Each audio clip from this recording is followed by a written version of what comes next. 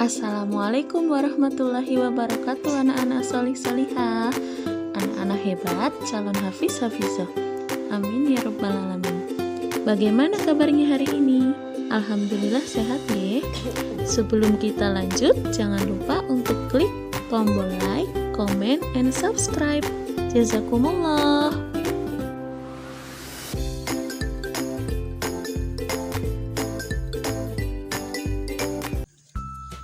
Apakah anak-anak sudah sholat duha? Jika belum, jangan lupa untuk sholat duha dulu ya. Sebelum kita mulai pembelajaran hari ini, mari kita berdoa terlebih dahulu agar ilmu yang kita pelajari dimudahkan oleh Allah Subhanahu wa Ta'ala. Bismillahirrahmanirrahim. Raditu billahi robba wa bil islami dina wa bi muhammadin nabiyya wa rasula rabbi zidni ilma warzuqni fahma amin.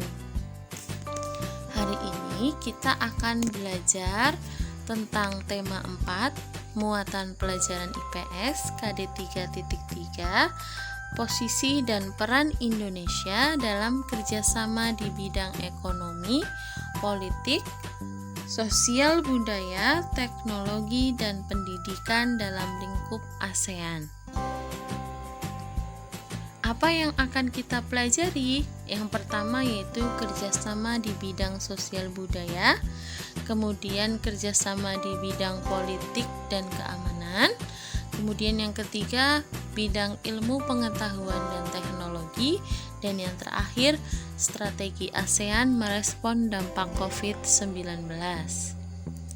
Yang pertama di bidang sosial budaya.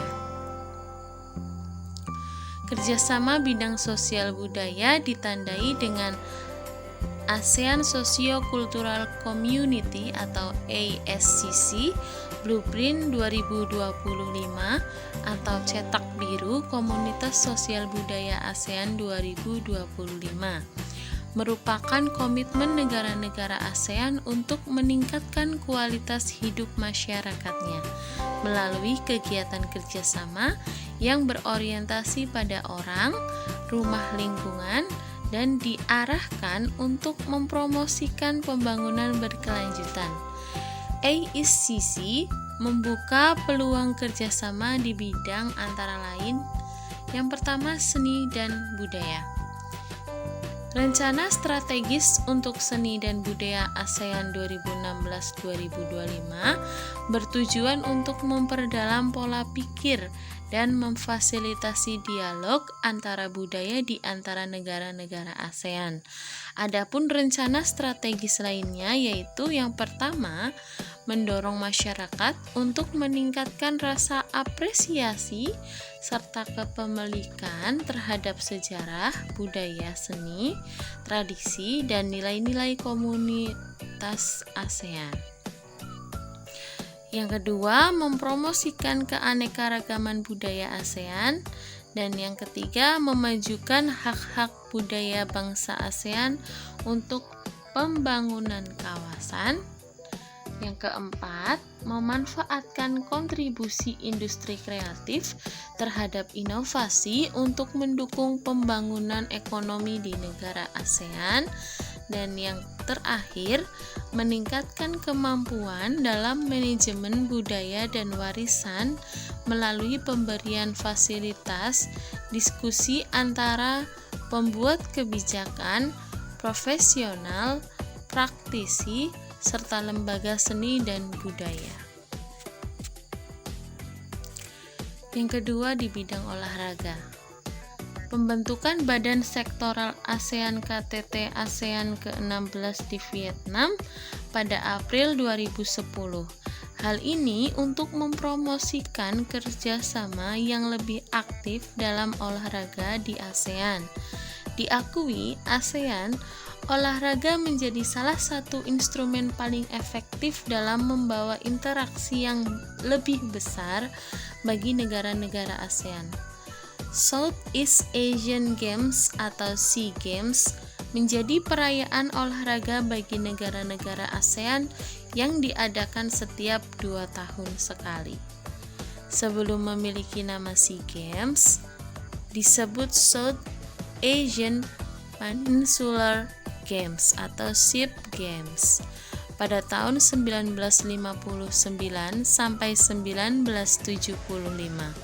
Penggunaan nama SEA Games akhirnya digunakan untuk pertama kalinya pada perayaan olahraga ASEAN ke-9 atau tahun 1977.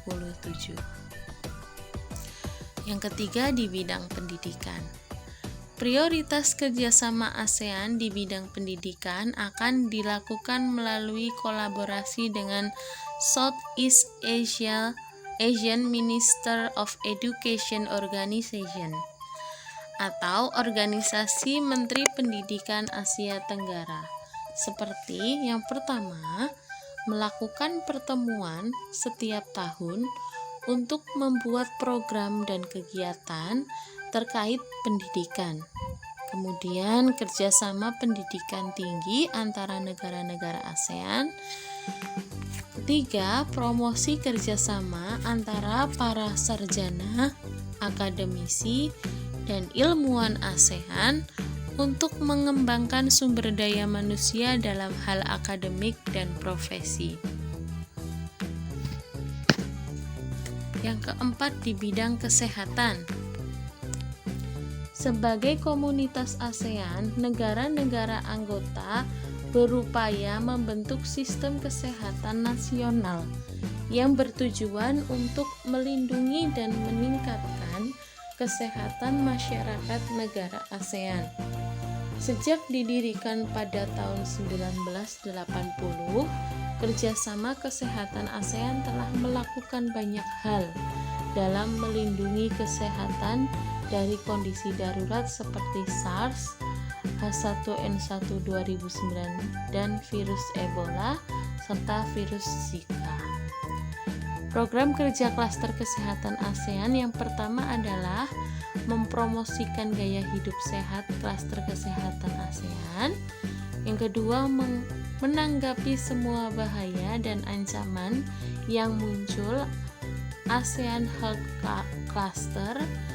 Yang ketiga, memperkuat sistem kesehatan dan akses ke perawatan klaster kesehatan ASEAN.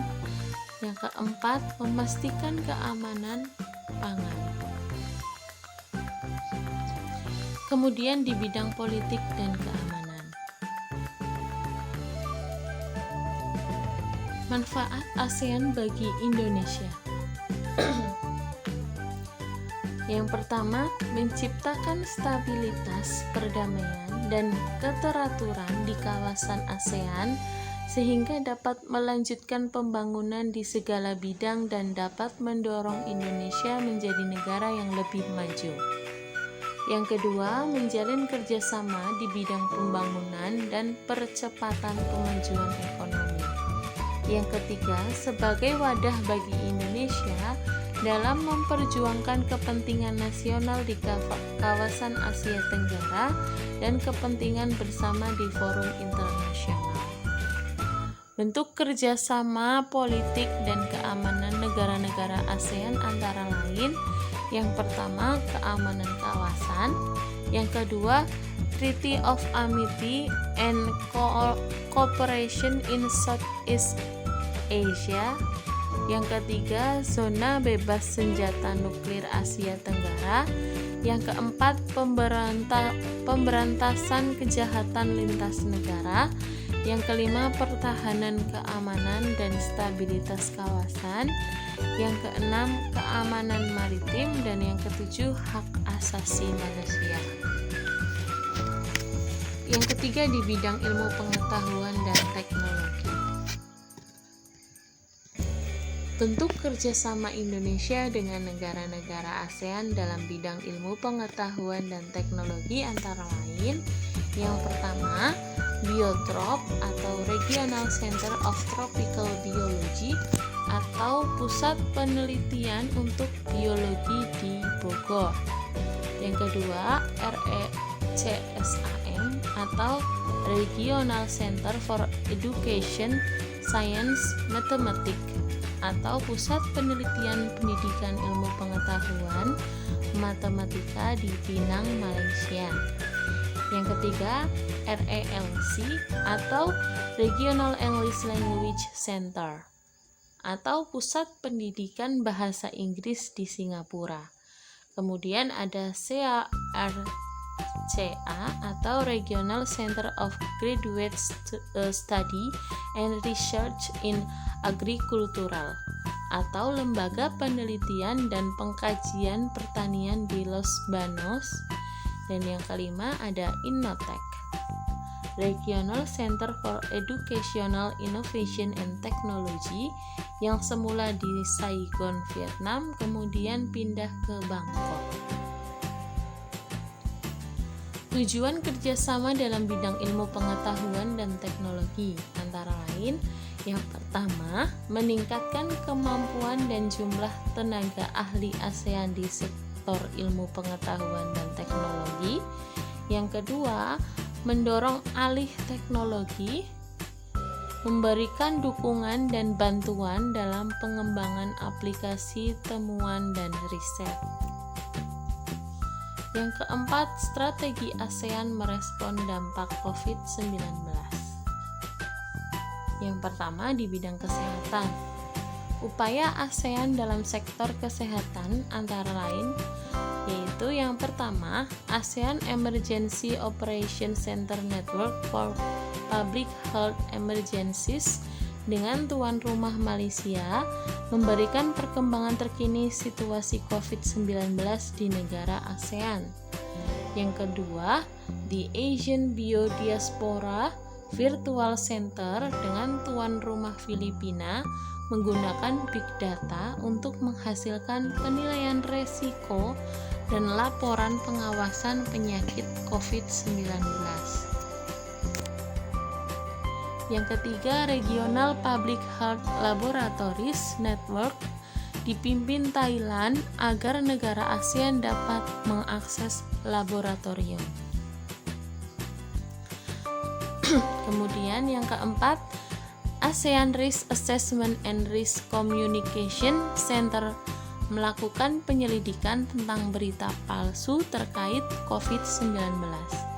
Kemudian yang terakhir, ASEAN Plus 3 Pharmaceutical Industry Network untuk menghadapi era new normal. Kemudian di bidang ekonomi, yang dilakukan adalah yang pertama, stimulus ekonomi.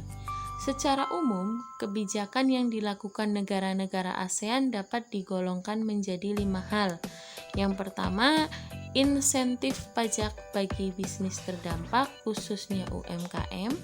Yang kedua, subsidi seperti bantuan tunai, diskon tagihan listrik, dan lain-lain. Yang ketiga, penangguhan pembayaran pajak atau pinjaman. Yang keempat, pembebasan biaya. Dan yang kelima, penurunan suku bunga. Kemudian kebijakan fiskal dan moneter. 3 sektor besar yang menjadi target kebijakan moneter atau fiskal adalah industri penerbangan, kesehatan, dan pertanian. Kemudian langkah di perdagangan.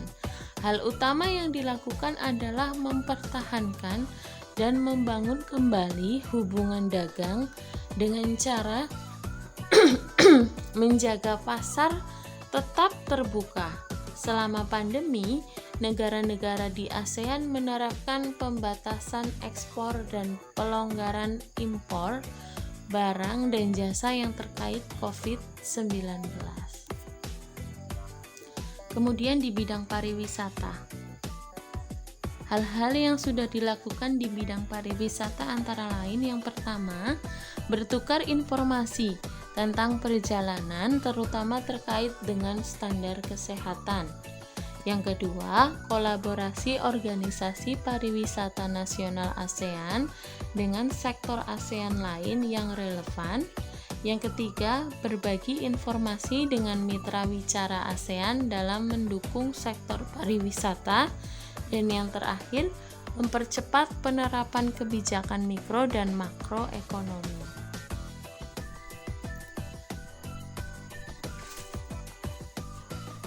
Alhamdulillah, pembelajaran hari ini telah usai.